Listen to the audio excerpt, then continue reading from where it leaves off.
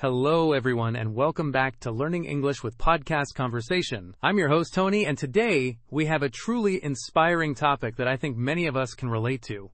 Have you ever felt overwhelmed by a big goal? Like, you want to learn English perfectly, or start a new business, or even just clean your entire house, but it feels too big to even begin? Well, today we're going to talk about how to tackle those big goals, not with giant leaps, but with something much more manageable. Small steps.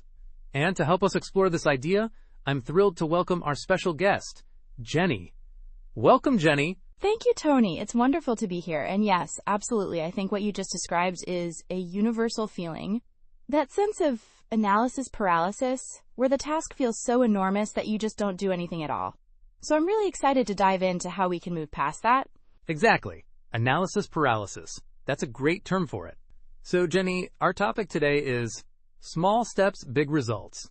Could you kick us off by explaining what this concept really means for you? Of course.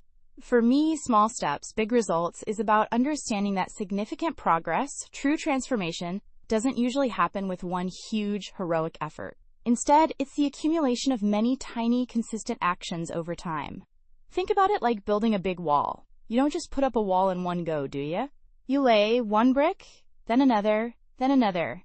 Each brick is a small step, but eventually, you have a strong, big wall. It's about consistency and patience. The brick analogy. I love that. It makes so much sense, and I think that's where many people, myself included sometimes, get stuck. We look at the big wall and think, oh, I can't build that in a day, and then we just give up before we even start laying the first brick. Precisely. The human mind can get really intimidated by huge tasks. When something feels too big, our brain often triggers a fight-or-flight response. But in this context, it's more like a freeze response. We feel overwhelmed, maybe a little anxious, and then we procrastinate.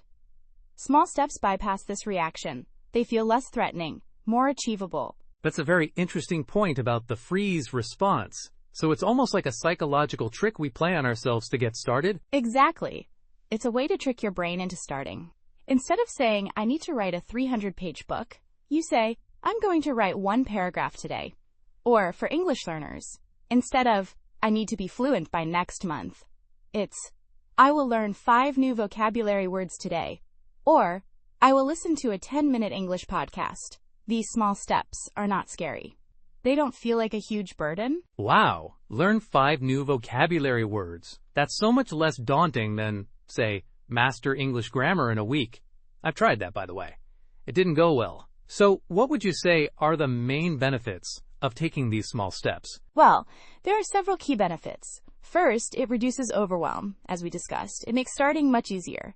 Second, it builds momentum. Once you complete that first small step, you feel a sense of accomplishment, a little boost of dopamine, and that makes you more likely to take the next small step. It's like rolling a snowball down a hill. It starts small, but it picks up more snow and gets bigger and faster. Oh, I like the snowball analogy too. So it's about building that consistent habit, isn't it? Because if you try to do too much at once, you might burn out. Precisely. Consistency trumps intensity every single time. It's better to do something small every day than to do something huge once a month and then feel exhausted. Think of it like going to the gym. If you go for 5 hours once a month, you'll probably just get sore and not see much progress. But if you go for 30 minutes 3 times a week, consistently, you'll definitely see results over time. It's about creating a sustainable routine. Sustainable routine. That's key. I remember when I first started this podcast, I wanted to create a 1-hour episode every single day. And that lasted about 3 days. I was so tired. Then I switched to smaller 20-minute episodes twice a week, and suddenly it felt much more manageable, and I could keep it up. And now, here we are, many episodes later. See? That's a perfect example, Tony. You learned through experience that consistency in smaller chunks is far more effective than an intense but unsustainable burst of effort. And I think that's a lesson we all need to learn. It's not about being perfect from day one. It's about showing up consistently. Yes, showing up consistently. That's really powerful. So, let's talk about some real-life examples, maybe some personal stories. Jenny, do you have any personal experiences where taking small steps led to a big result for you? Oh, absolutely. One big one for me was learning to code. It seemed like this incredibly complex skill, like learning a whole new language, which it kind of is. At first, I downloaded a huge textbook and tried to read it all in one go. That lasted about 2 pages before I closed it and didn't touch it for months. Ha! Sounds familiar. Right? But then, I decided to try a different approach. I found an online course that broke everything down into tiny, 5-minute lessons. My goal each day was just to complete one lesson, no matter how short. Some days I'd do more, but my minimum was just one. And guess what? After a year, I could build basic websites. It felt almost magical, but it was just one 5-minute lesson at a time. The big result came from all those tiny steps. That's incredible, Jenny. 5 minutes a day leading to building websites. That's truly inspiring. For me, a similar experience was with fitness. I wanted to run a marathon, and I tried to go from 0 running to 10 kilometers in a week. My knees hated me, and I gave up after 3 days. But then, I tried a Couch to 5K program, which started with walking for 30 minutes, then running for 30 seconds, then walking again. It felt almost silly how small the initial steps were. But it worked, didn't it? It absolutely did. I slowly built up my endurance, and before I knew it, I was running 5K, then 10K, and eventually I did complete that marathon. It taught me that sometimes the slowest way is actually the fastest way, because you avoid injury and burnout. And I mean, my knees are still grateful. Haha, happy knees are important. And I think that's a brilliant insight, Tony. The slowest way is often the fastest way, because it's about sustainable progress. Another common area where this applies is saving money. Many people feel they can't save because they don't have hundreds or thousands to put away each month. Right. It feels impossible. But what if you started with just $5 a week, or even $1 a day? Or, my favorite, saving all your loose change. It seems so small, almost not worth it. But after a year, those small amounts add up to a significant sum. And more importantly, you've built the habit of saving, which is the big result. That's so true. It's not just about the money saved, it's about training your brain, isn't it? To think, okay, I can put something aside.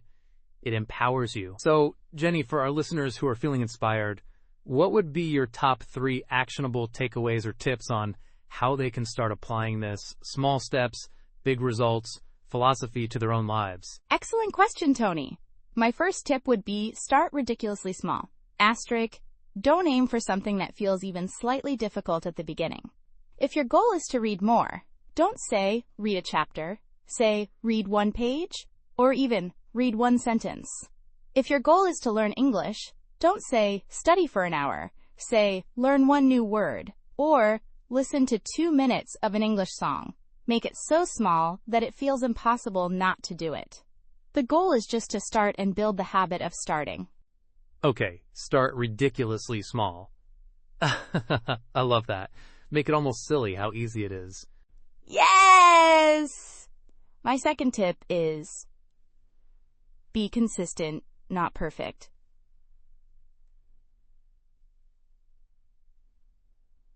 Don't worry if you miss a day. Just get back on track the next day. The power is in showing up most of the time, not all of the time. If you learn 1 English word every day for a year, that's 365 words. If you try to learn 100 words in 1 day and then give up for a month, you've made less progress. Life happens. Don't let a missed day derail your entire journey. Just restart that tiny step. That's crucial advice, especially for learners.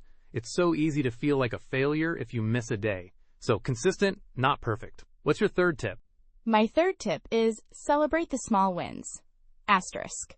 When you complete that 1 small step, acknowledge it. Pat yourself on the back.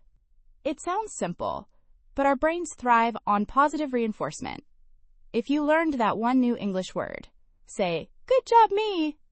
This positive feedback loop makes you want to do it again tomorrow. It reinforces the habit and helps you connect those small steps with a feeling of progress and success. Oh, that's so important. We often wait for the big achievement to celebrate, but those small daily victories are what keep us going. Celebrate the small wins. Start ridiculously small. Be consistent, not perfect, and celebrate the small wins. Those are fantastic, actionable points, Jenny. I really believe that anyone, no matter how big their goal, can achieve it by following these principles. It just takes a little patience and a lot of tiny actions. Absolutely. Jenny, this has been such an insightful and motivating conversation. Thank you so much for sharing your wisdom and experiences with us today. My pleasure, Tony. I hope it helps many listeners take that very first small step towards their big dreams. And to all our listeners out there, remember, no goal is too big if you break it down into small, manageable steps. Don't wait for the perfect moment or the giant leap. Just take that one tiny step today. You'll be amazed at the big results you can achieve over time. Thank you for tuning in to Learning English with Podcast Conversation. We'll catch you next time.